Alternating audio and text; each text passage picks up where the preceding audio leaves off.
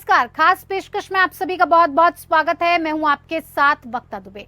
केंद्रीय जांच एजेंसियों के दुरुपयोग के आरोपों पर विपक्ष मोदी सरकार पर हमलावर है। केजरीवाल की गिरफ्तारी के विरोध में कल आम आदमी पार्टी ने दिल्ली के रामलीला मैदान में विशाल रैली की, जिसमें विपक्षी गठबंधन के सभी बड़े नेता शामिल हुए। इस रैली में विपक्ष ने मोदी सरकार पर ईडी और सीबीआई के दुरुपयोग का आरोप लगाया। विपक्ष का आरोप है कि विपक्ष को दबाने के लिए उनके नेताओं के खिलाफ जांच एजेंसियों को सियासी हथियार के तौर पर इस्तेमाल किया जा रहा है। अब प्रधानमंत्री मोदी ने विपक्ष द्वारा सरकार पर केंद्रीय जांच एजेंसियों के दुरुपयोग के आरोपों पर तीखा जवाब दिया है। प्रधानमंत्री ने कहा कि केंद्रीय जांच एजेंसियां स्वतंत्र तौर पर काम करती हैं। उन्होंने विपक्ष के उन आरोपों को भी खारिज कर दिया कि सरकार द्वारा केंद्रीय जांच एजेंसियों का गलत इस्तेमाल किया जा रहा है। प्रधानमंत्री ने यह भी कहा कि देश में मनी लॉन्ड्रिंग की रोकथाम के लिए कानून पहले से मौजूद है, लेकिन विपक्ष की सरकारों ने इसका इस्तेमाल ही नहीं किया। जांच एजेंसियों के मामले दर्ज करने की प्रक्रिया पहले जैसी ही है और सत्ता में कौन है इससे कोई फर्क नहीं पड़ता। विभिन्न विभाग पहले मामला दर्ज करते हैं और उसके बाद ही ईडी कार्रवाई करती है। प्रधानमंत्री मोदी ने कहा कि न तो हम जांच एजेंसियों के काम में बाधा डालते हैं और न ही उनकी कार्रवाई में कोई दखल देते हैं। वो निष्पक्ष और स्वतंत्र तौर पर जांच करती है। प्रधानमंत्री ने यह भी कहा कि जिन मामलों की जांच फिलहाल ईडी द्वारा की जा रही है, उनमें से 3% से भी कम मामले राजनीति से जुड़े हुए हैं। प्रधानमंत्री मोदी ने कहा कि मौजूदा समय में ईडी करीब 7,000 मामलों की जांच कर रही है, जिनमें से 3% से भी कम मामले राजनीति से जुड़े हैं। विपक्षी सरकार के 10 वर्षों के कार्यकाल में ईडी ने सिर्फ 35 लाख रुपए जब्त किए। वहीं हमारी सरकार में करीब 2200 करोड़ रुपए जब्त किए गए हैं और इसी को लेकर अब सवाल उठ रहे हैं। राजनीतिक प्रहार किया जा रहा है कि किस तरह से मोदी सरकार ईडी, सीबीआई और आईटी को हथियार बनाकर विपक्ष की आवाज को कुचलने की कोशिश कर रही है।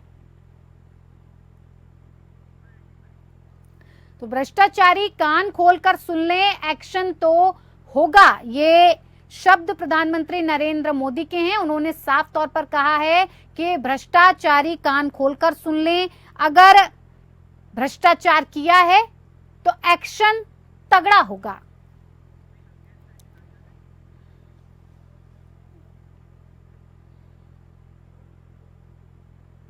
और इसी मुद्दे पर बातचीत के लिए हमारे साथ खास मेहमान जुड़ गए हैं, जिनसे मैं आपका परिचय करवा देती हूँ। हमारे साथ रत्नाकर सिंह, नेता भारतीय जनता पार्टी से जुड़े हुए हैं। बहुत स्वागत है रत्नाकर जी आपका कार्यक्रम में। योगेंद्र सिंह, प्रवक्ता, कांग्रेस से हमारे साथ जुड़े हुए हैं, आपका भी बहुत स्वागत है। साथ ही साथ संगीता शर्मा, नेता आम आदमी पार्टी से हमारे साथ जुड़ी हुई है, आपका भी बहुत स्वागत है। शुरुआत संगीता जी आप ही के साथ करते हैं।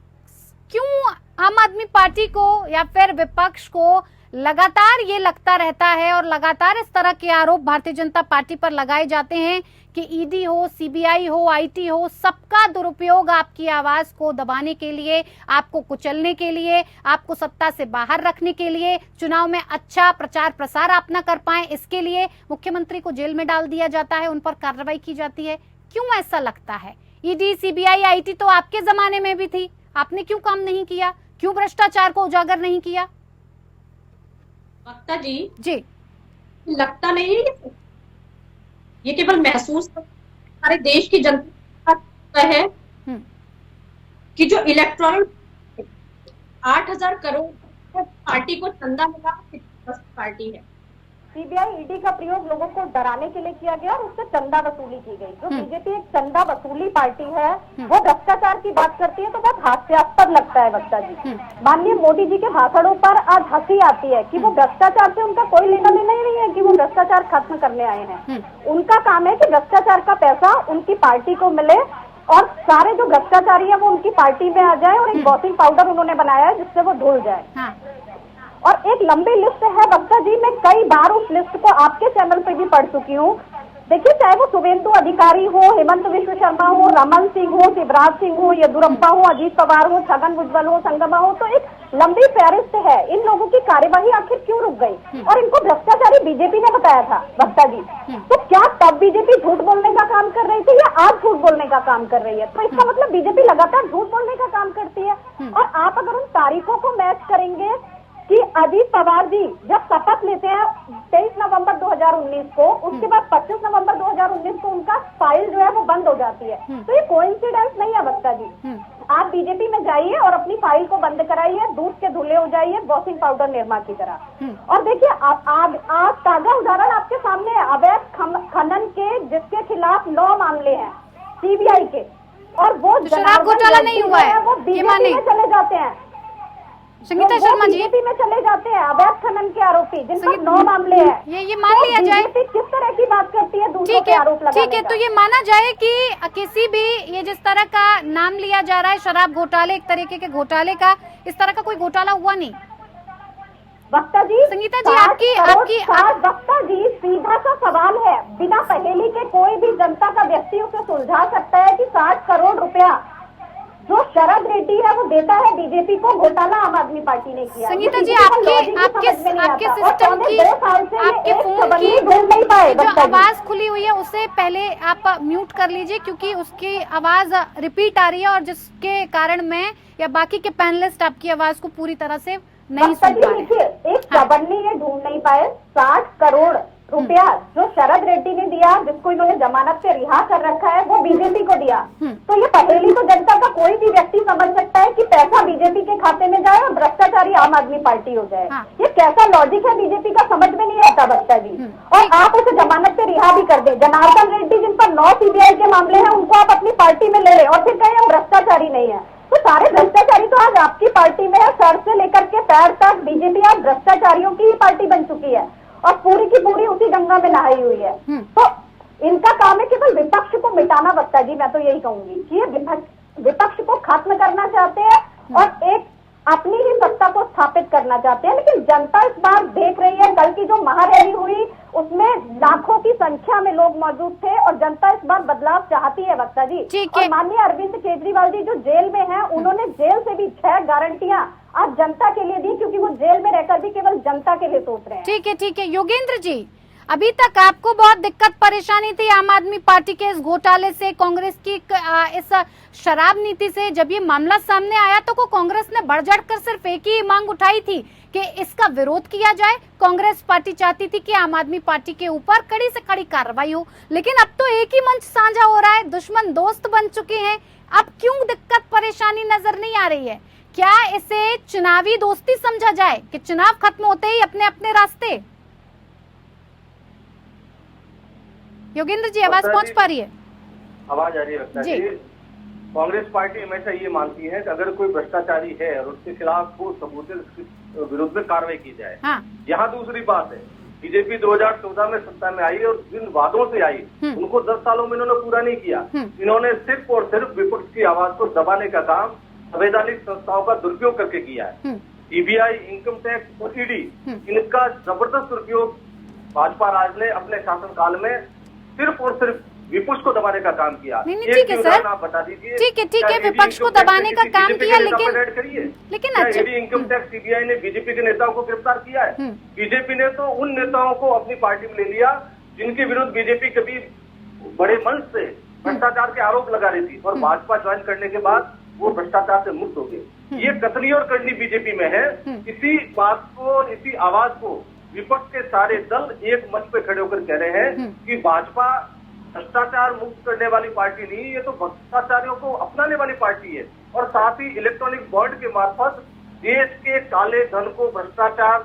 नहीं सर, ये बताइए ना, अचानक से ऐसा क्या हुआ जो पार्टी इस नीति का के खिलाफ खड़ी हुई थी, जो इसका विरोध कर रही थी, तमाम कांग्रेस के नेता प्रदर्शन कर रहे थे आम आदमी पार्टी की इस शराब नीति को लेकर, वो अचानक से सपोर्ट कैसे करने लग गए? ऐसा क्या हो गया सर जो आपको इस भ्रष्टाचार वाली नीति को, या जिस तरह से जनता इस पर आरोप लगा रही है, आम आदमी पार्टी के मुख्यमंत्री को जेल में अंदर डाला गया है, न्यायिक हिरासत में 15 दिन के लिए रखा गया है, उस चीज से उलट तस्वीर कैसे देखने को मिल रही है? क्या ऐसा कारण रहा कि कांग्रेस पार्टी इतनी सपोर्ट में उतर आई है? ये जानना चाहते हैं सर। वक्ता जी, मैं स्पष्ट तौर पर बता दूं, शराब नीति में अगर कोई घोटाला हुआ है तो उसकी जांच की जाए, लेकिन विपक्ष के नेताओं को प्रताड़ित करना और विपक्ष के नेताओं पर झूठे आरोप लगा के उन्हें गिरफ्तार करना, इस नीति के हम खिलाफ हैं। रत्नाकर जी, बीजेपी पिछले 10 सालों से ये काम करती है। ठीक है रत्नाकर जी, पिछले 10 सालों से बैठे हुए हैं आप, ईडी, आईटी और सीबीआई का इस्तेमाल कर रहे हैं। लगातार विपक्षी दल इस बात को उठा रहे हैं और अब तो महारैली के मंच से साफ तौर पर ये दिखाई भी दे रहा है कि ईडी, आईटी और सीबीआई का इस्तेमाल भारतीय जनता पार्टी कर रही है। क्या ये आरोप सही माने जाएं कि आपके पास जो आता है आप सबके खात्मे के लिए सबको वॉशिंग पाउडर में धुल देते हैं? ममता जी, दो चीज है। पहली चीज तो ये कहूंगा, पहली चीज मैं जवाब दे लेता हूँ। देखिए क्या है, भारतीय जनता पार्टी जितनी शक्ति से भ्रष्टाचार के ऊपर प्रहार कर रही है, विपक्षी एकता जो इंडी गठबंधन है वो उतनी विपक्षी एकता देखने को मिल रही है। आज हम लड़ाई लड़ रहे हैं, पूरा देश लड़ाई लड़ रहा है भ्रष्टाचार से और परिवारवाद के खिलाफ। लेकिन इंडी गठबंधन जो है, सारी परिवार की पटियां, सारे नेता अपने भ्रष्टाचार को छुपाने की लड़ाई लड़के एक साथ एकजुट नजर आ रहे हैं। रही बात जो कार्रवाई करने की, तो मैं बता दूं आपको वक्ता जी कि ये सारी केंद्रीय एजेंसियां हैं, वो स्वतंत्र से अपना काम करती रहती हैं। आज ये जब पकड़े जाते हैं तो भारतीय जनता पार्टी के ऊपर आरोप लगाते हैं कि जानबूझ के कार्रवाई हो रही है, राजनीतिक विद्वेष की भावना से कार्रवाई हो रही है।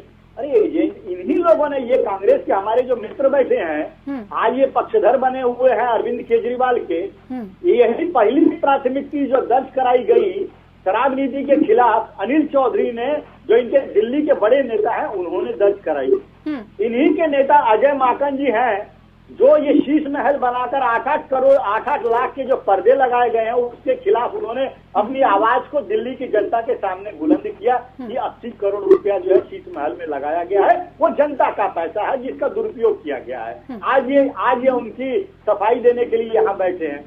मैं ये कहना चाहूंगा, कोई भी नेता हो, कोई भी आरोपी हो, भ्रष्टाचार किया है, उसकी जांच होगी और जांच होने के बाद उसके ऊपर कार्रवाई जरूर से जरूर होगी। और आप स्वतंत्र हैं, आप स्वतंत्र हैं न्यायपालिका के पास जाने के लिए। न्यायपालिका तो सरकार गवर्न नहीं करती है ना, या कोई भी केंद्रीय एजेंसी सरकार गवर्न नहीं करती है। ये स्वच्छंद रूप से इंडिपेंडेंट बॉडी है और काम करती है। आप स्वच्छंद है, आप जाइए न्यायपालिका के पास, और आप गए भी। लेकिन न्यायपालिका ने जो साक्ष्य रखा, जो देखा न्यायपालिका ने, उसके आधार पे आपको बेल नहीं मिला। आपने अपनी गिरफ्तारी की रोक के लिए माननीय उच्च न्यायालय के पास गए, तभी भी आपको बेल नहीं मिला। आपको 15 दिन का भी जेल भी कर दिया गया है। आपके पूर्व में नेता जो सत्येंद्र जैन जैसे लोग हैं, मनीष सिसोदिया जैसे लोग हैं, वो तो तमाम प्रयास कर चुके हैं, हाई कोर्ट, सुप्रीम कोर्ट से लेकर के तमाम बार जो है याचिका दायर कर चुके हैं, लेकिन साक्ष्य के आधार पे उनको बेल नहीं मिला है। यह दर्शाता है कि आप जो है वो शराब नीति अपने फायदे के लिए किए थे। संगीता शर्मा जी, अगर किसी भी तरीके का भ्रष्टाचार नहीं हुआ है और तमाम तरीके से जो सत्ता पक्ष में बैठी पार्टी है, भारतीय जनता पार्टी है, वो आप लोगों की आवाज दबाने की अगर कोशिश कर रही है, तो न्यायपालिका का जो आपके पास रास्ता है वो खुला हुआ है। क्यों न्यायपालिका भी इससे हाथ पीछे खींचती दिख रही है? क्यों अभी तक किसी को बेल नहीं दी गई है? क्यों सबको जेल में रखा गया है? सवाल तो इस बात को लेकर भी बनता है ना। या न्यायपालिका पर भी अब सवाल उठाएंगे कि वो भी भारतीय जनता पार्टी के इशारे पर काम कर रही है?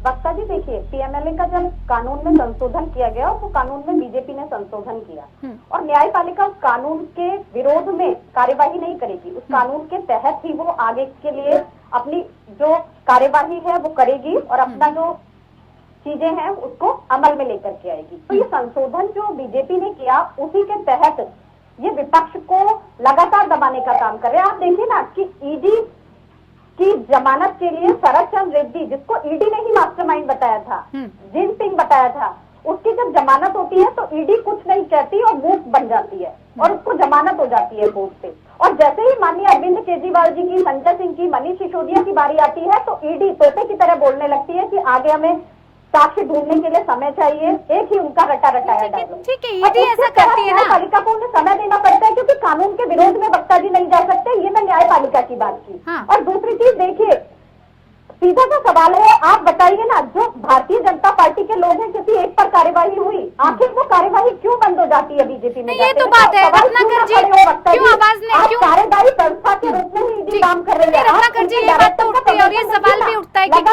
क्यों कार्रवाई नहीं होती है आपके नेताओं पर? वक्ता जी आपने भी सुनी होगी, और जो बार बार कोर्ट जाने की बात होती है, भारतीय जनता पार्टी के लोग कहते हैं आप कोर्ट चले जाइए। आप देखिए आज जो समय चल रहा है, आचार संहिता लग चुकी है, उसके बाद आप विपक्ष को एक समतल जमीन भी नहीं दे सकते चुनाव लड़ने के लिए भारत जैसे लोकतांत्रिक देश में। ठीक है। और आप इस समय आप टाइमिंग को देखिए कि इस समय आप विपक्ष के नेताओं पर कार्यवाही कीजिए और आप चुनाव प्रचार कीजिए। ठीक है, जवाब ले लेते हैं। रत्नाकर जी, ये बात तो साफ तौर पर जाहिर है कि तमाम ऐसे नाम हैं जिनके ऊपर कार्रवाई नहीं की जाती है।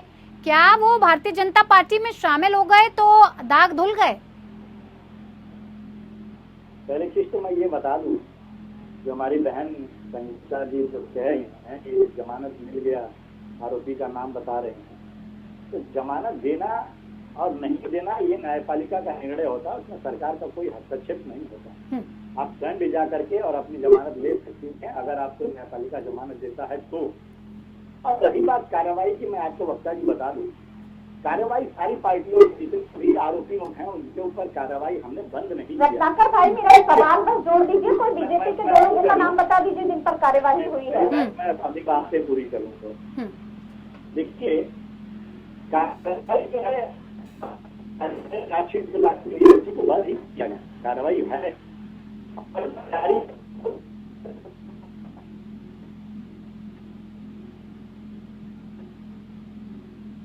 रत्नाकर जी आपकी आवाज हम तक नहीं पहुंच पा रही है। मैं दोबारा रुख करूंगी अगर वक्त रहा। योगेंद्र जी, क्या कारण है कि जिस तरह से फिलहाल कांग्रेस पार्टी आम आदमी पार्टी का साथ देती नजर आ रही है, इससे तो एक तरह से जनता के बीच में ये मैसेज जाता नजर आ रहा है कि अब तो कांग्रेस पार्टी भी भ्रष्टाचारी पार्टी के साथ मिल गई है। कहां वो पहले कार्रवाई की बात कर रही थी और कहां अब कंधे से कंधा मिलाकर मंच से ये गुहार लगा रही है कि आम आदमी पार्टी के मुख्यमंत्री और हेमंत सोरेन दोनों को ही गिरफ्तारी से छूट मिलनी चाहिए, उन्हें रिहा किया जाना चाहिए।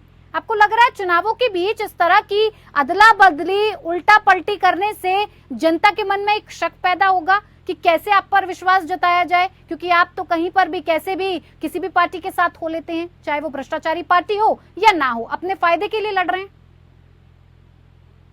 वक्ता जी, कांग्रेस पार्टी ऐसा कभी काम नहीं करती। ये कार्य भारतीय जनता पार्टी से नजर आ रहा है ना सर, का काम हो या भले विपक्ष की आवाज को दबाने का काम हो। हमने तो पूर्व में भी निष्पक्ष जांच की मांग की थी और आज भी यही कर रहे हैं कि आप निष्पक्ष जांच कीजिए, लेकिन चुनाव के समय में विपक्ष की आवाज को दबाने के लिए संवैधानिक संस्थाओं की आड़ में कार्रवाई के लिए समय नहीं थोड़ी ना होता है कि चुनाव चल रहे हैं तो कार्रवाई नहीं की जाएगी। ईडी, सीबीआई, आईटी सबका अपना अपना काम है। एक वक्त थोड़ी ना तय है कि चुनाव आ गए तो सब अपने अपने घर में बैठ जाएंगे, सारी एजेंसियां घर में बैठेंगी, काम ही नहीं करेंगी, देश में कुछ काम ही नहीं होगा। वक्ता जी, तीनों एजेंसियां किसके इशारे पे चल रही है? तीनों एजेंसियों ने क्या आधार है इसका? 10 सालों में किस पे कार्रवाई की और जिस पे मोदी जी, शाह जी ने आरोप लगाए, जिस सीबीआई, ईडी ने जिन नेताओं के ऊपर चार्जशीट में नाम लिखा, क्या वो बीजेपी ज्वाइन करने के बाद उनके नाम हटा दिए गए? ये स्पष्ट तौर पे दिख रहा है इन संवैधानिक संस्थाओं पर केंद्र सरकार का कितना हस्तक्षेप है। आप बता दीजिए, चुनाव घोषणा होने से पूर्व इनकम टैक्स कांग्रेस के खातों को फ्रीज कर देती है, भारतीय युवा कांग्रेस और अखिल भारतीय कांग्रेस कमेटी के खाते फ्रीज कर दिए जाते हैं, जबरन उसमें से 135 करोड़ नोटिस देते हैं ना आपको, आपने ध्यान ही नहीं दिया। जब नोटिस आपके पास पहुंचते हैं तो आप क्या कर रहे थे? ये क्या लोकतंत्र में सही है क्या? ठीक है रत्नाकर जी, वक्त की कमी है, जल्दी से प्रतिक्रिया। दो चीज कहना है। एक तो इन लोगों का जो रैली चल रहा था उसके बारे में मैं कहना चाहूंगा। दोनों दल के नेता यहाँ बैठे हैं। देखिए, इनका चरित्र जनता के सामने उजागर है और जनता सब देख रही है और समझ रही है। आप जो है पंजाब में कहते हैं कि हम साथ साथ हैं, पंजाब में जो है वो हम आपके हैं कौन? मतलब वहाँ पे एक दूसरे के आरोप प्रत्यारोप करने की बात कह रहे हैं, एक दूसरे को कटाक्ष करते हैं, जो घोटाले में पंजाब में, और वहीं पे दिल्ली में जो है ये हम साथ साथ हैं। तो जनता ये जानती है कि ये मौका परस्त पार्टियां हैं और मौका परस्त पार्टियां अपने फायदे के लिए, स्वयं के हित के लिए एक दूसरे के साथ एक राज्य में आ रही है। भ्रष्टाचार के ऊपर मैं कहना चाहूंगा, वक्ता जी एक लाइन सेंटेंस कंप्लीट करना चाहूंगा कि आरोपियों के साथ की बात नहीं, आरोपी है, अभी तो नहीं किया गया है, लेकिन ये जो कन्विक्टेड है आरजेडी पार्टी के लालू प्रसाद यादव कन्विक्टेड लोगों के साथ जो है ये चुनाव लड़ने की बात कर रहे हैं। क्या इसी मन अमित से शाह जी ने ठीक है, चलिए मैं ज्यादा वक्त नहीं दे पाऊंगी, माफ कीजिएगा। बहुत बहुत धन्यवाद आप सभी मेहमानों का हमारे साथ इस खास पेशकश में जुड़ने के लिए।